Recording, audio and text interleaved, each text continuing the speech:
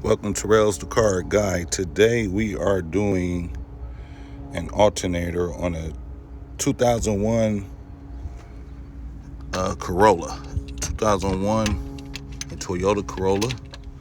First thing you want to do is take the belt off. I'm going to show you in a minute. Then you're going to remove this. You want to unhook the battery. Unhook the negative and positive. It don't matter. Just unhook it. And take off this positive wire. 10 millimeter nut.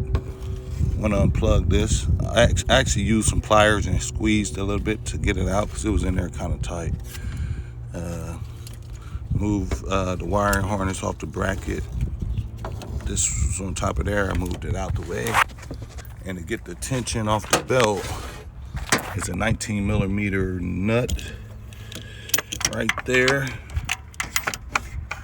Let me try to get this motherfucker in there. I actually got a wrench. I'm gonna get a wrench, and you turn that forward towards the front of the car, and it'll release the tension off of the belt.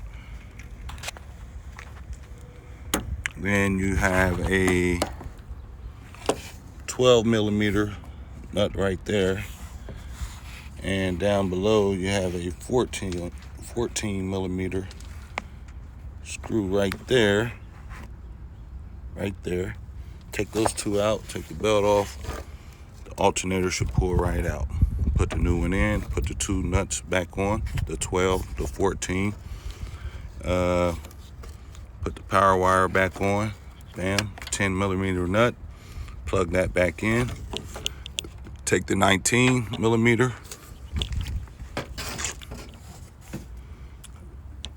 bring it forward towards the front of the car, put the belt back on, put the battery back together, and you're done.